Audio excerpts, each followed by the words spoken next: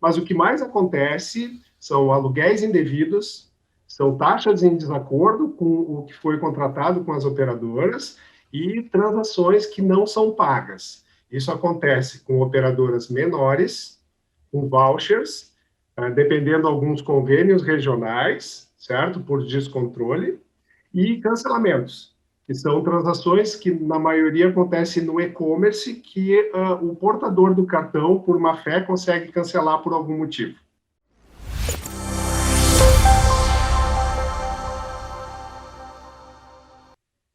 Olá, eu sou Viviane Massi, jornalista especializada em Canal Farm, e você está no canal da Farma Contábil no YouTube. Seja muito bem-vindo, muito bem-vinda. Aqui você encontra conteúdos que descomplicam o dia a dia da sua farmácia.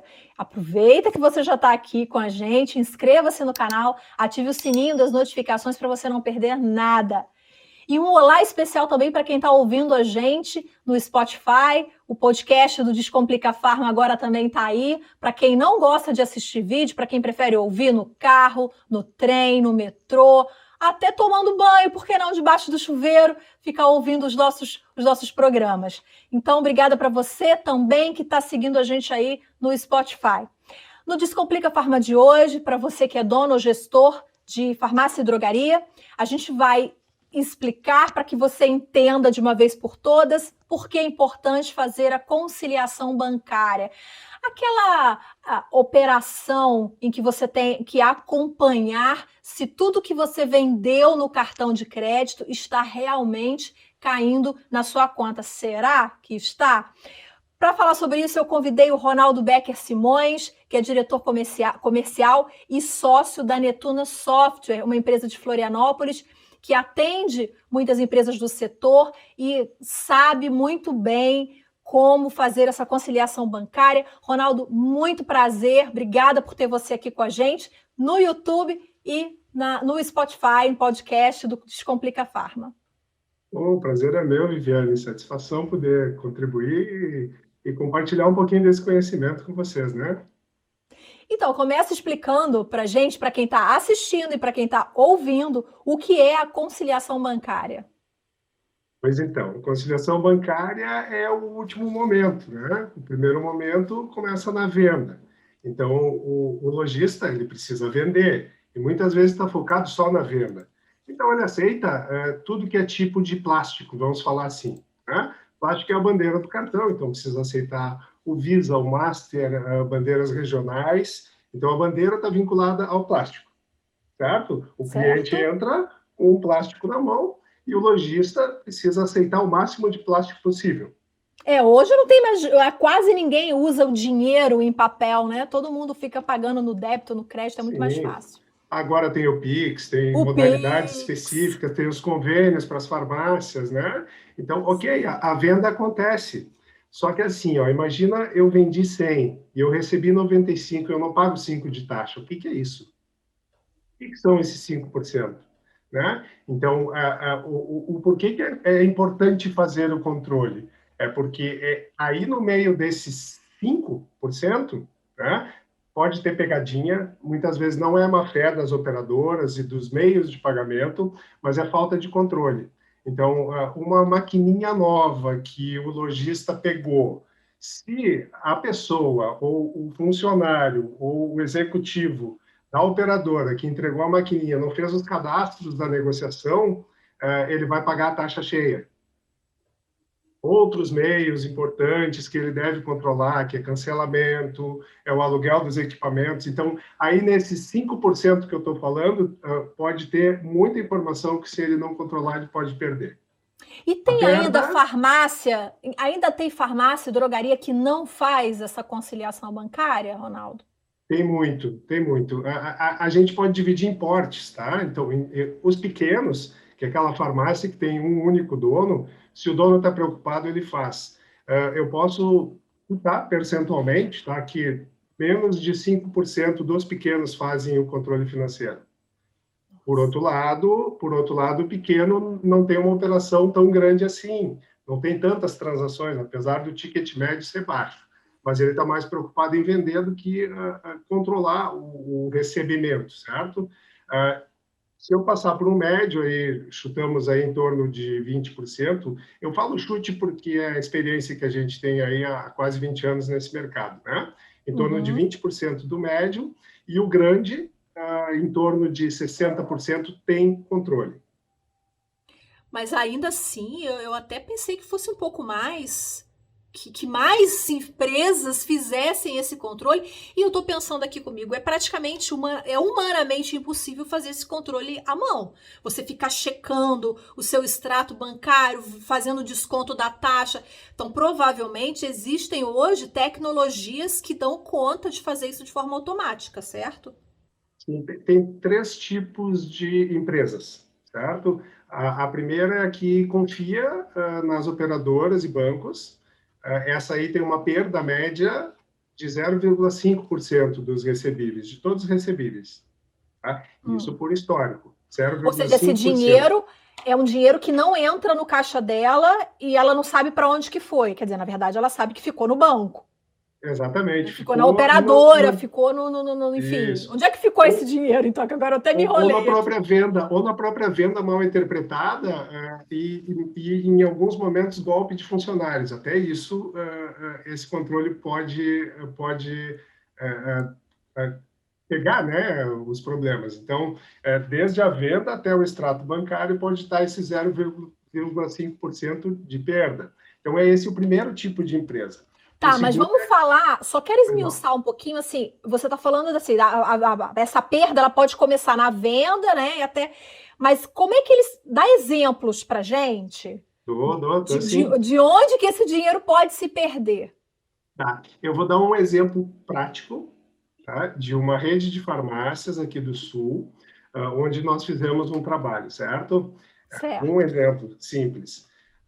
Quando nós montamos o controle da rede, tinha uma farmácia que era campeã de vendas, certo? Hum. E o proprietário se deu conta que era campeã de vendas porque um funcionário estava vendendo em 10 parcelas. E a taxa que ele pagava no cartão era muito mais alta. E nenhuma farmácia estava autorizada a vender em 10 parcelas.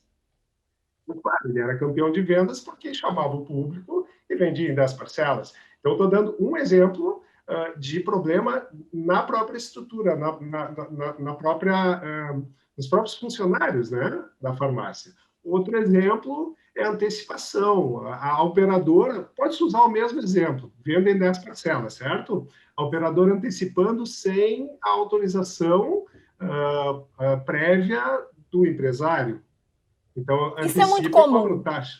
Isso é É, muito comum, demais. porque eles colocam a antecipação automática e o empresário, o dono do negócio, não se dá conta nem do quanto ele está perdendo nessa antecipação automática, porque você paga uma taxa, né, e não é muito baixa, né?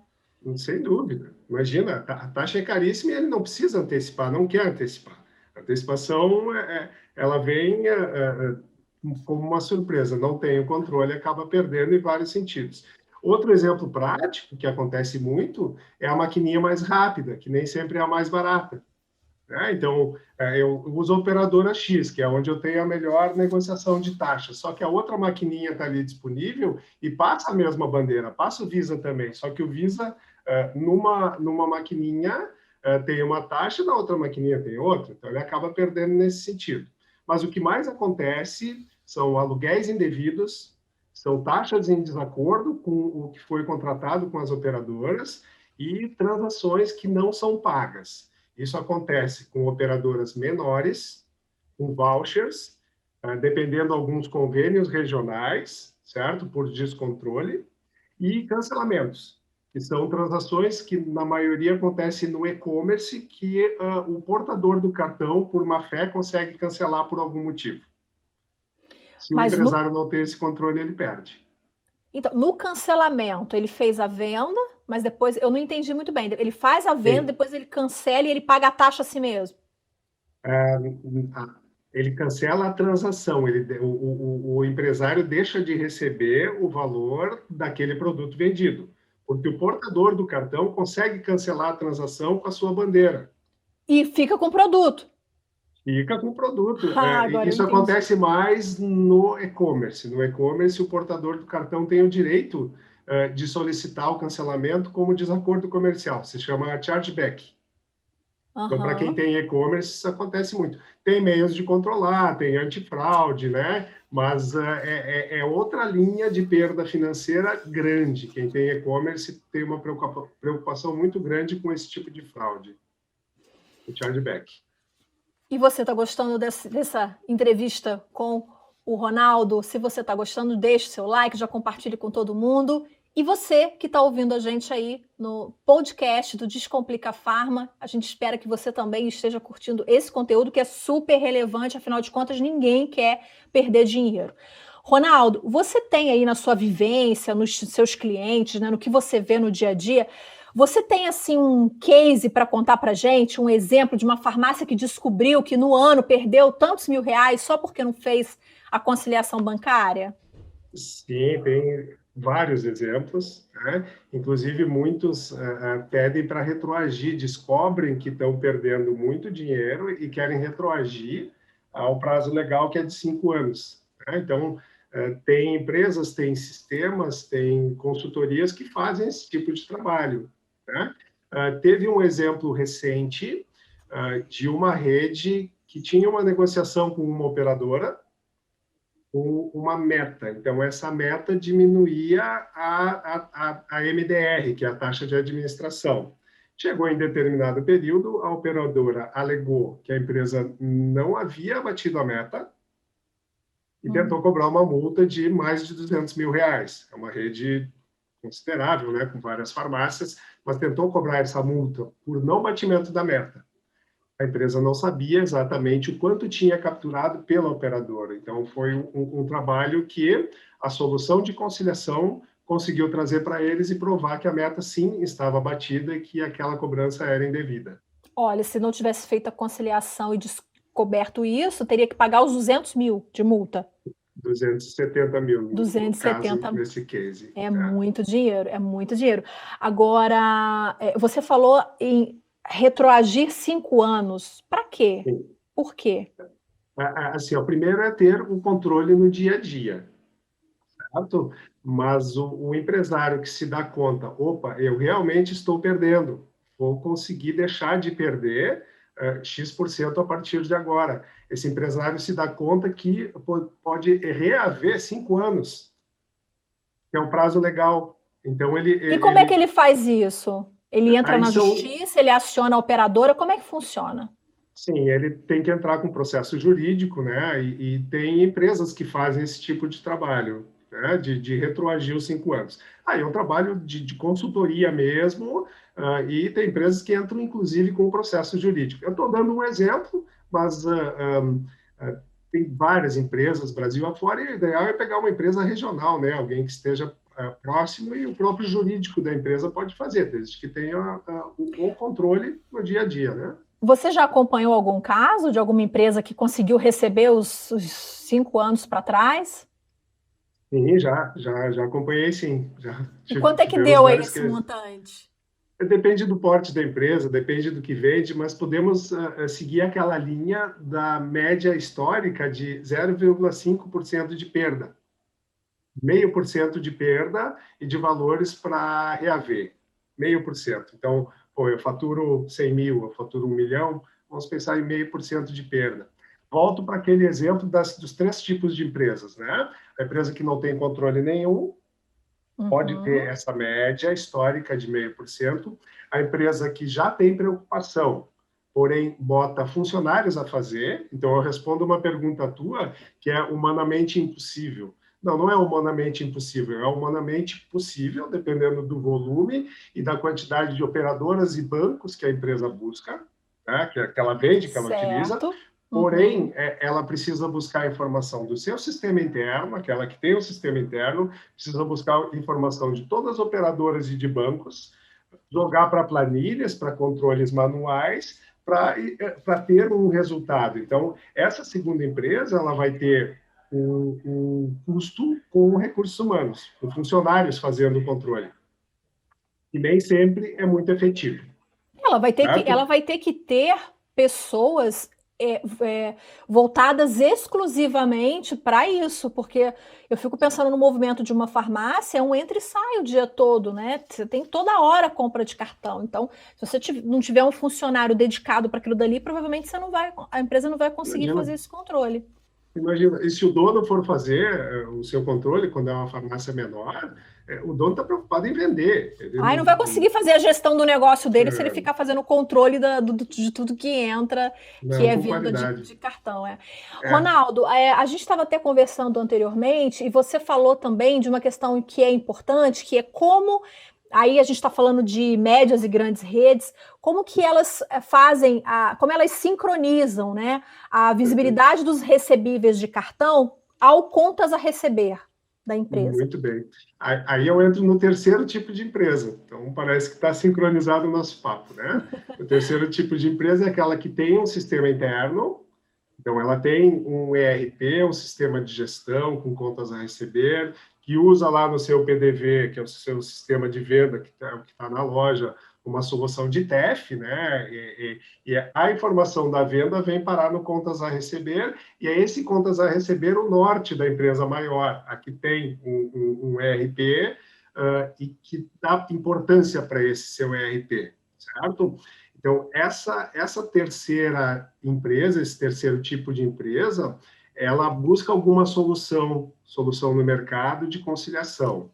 Né? Muitas vezes ela acredita que o seu ERP faça conciliação com qualidade. Na sua maioria, eles não fazem, para não dizer na totalidade. Por quê? Porque eles são especialistas no que fazem. Eles não têm desenvolvida a regra de todas as operadoras e todos os bancos para ter o controle fino, o controle no centavo dos recebíveis de cartão. Eles estão desenvolvendo o estoque, eles estão desenvolvendo a linha de produtos, eles estão desenvolvendo o que é o fim deles, não é esse fim financeiro. Então, eles acabam fazendo uma contabilização final de um valor recebido no banco, muitas vezes por lotes. Então, acaba não tendo um controle no centavo dos recebíveis de cartão. Então, esse terceiro tipo de empresa busca alguma solução, algum conciliador, uma solução de conciliação especialista nos recebíveis de cartão. E tem as regras das operadoras e bancos, que faz o controle financeiro e a auditoria e sincroniza com os sistemas internos, com o ERP, com contas a receber. Ronaldo, eu vou fazer uma pergunta que eu tenho certeza que todo mundo que está assistindo e ouvindo também queria te fazer essa pergunta. Posso? Por favor. Quanto custa para a farmácia implantar uma tecnologia para fazer conciliação de cartão de crédito? Tá bom, tá ótimo. Assim, ó, as empresas, né, as conciliadoras, elas costumam cobrar ou por transação ou por loja, né? Então, normalmente, eu vou chutar, porque varia muito, tem o pequeno paga menos e o maior paga mais na proporção do pequeno e do grande, certo? Então, vamos fazer uma conta de entrada de 5 centavos por transação. Quando eu falo em transação, eu estou falando cada passada de cada cartão, vez que passa o cartão na máquina. Uma conta de entrada, mas os conciliadores fazem uma conta de o quanto eles vão ter de trabalho, de quantas operadoras e bancos vão entrar e de quantas transações vão ser envolvidas, certo? Dali eles montam um custo fixo por loja, por farmácia. Então, vamos, R$100 por farmácia, né? R$100 por farmácia, se abrir mais uma, vai ter o custo do conciliador, se fechar uma farmácia, que espero que não, né? Vai reduzir o custo. Então, uma assim, continha burra. Super acessível, considerando que se você for fazer manualmente na sua farmácia, você vai ter que contratar gente para fazer isso, né? Então, tem que fazer a conta ali, ó, colocar na ponta do lápis, porque realmente pode ser que saia caro fazer isso internamente. Né? Olha, gente, tem muito mais conteúdo aqui no canal da Farma Contábil. A gente já fez muitas outras entrevistas aqui no Descomplica Farma, que são conteúdos para descomplicar o dia a dia da sua farmácia. Para você que está ouvindo a gente, eu vou colocar na descrição o link do canal, se você quiser tirar um tempinho para conhecer. Ronaldo, muito obrigada pela sua participação. Foi um prazer falar contigo. Satisfação, muito obrigado, viu? Sucesso aí para o programa. Obrigada. Obrigada a você. Antes de ir embora, inscreva-se no canal, ative o sininho, deixe o seu like e compartilhe esse conteúdo com toda a sua rede de contatos. Isso é super importante para o YouTube entender que a gente é relevante para você. Eu te vejo no próximo Descomplica. Tchau.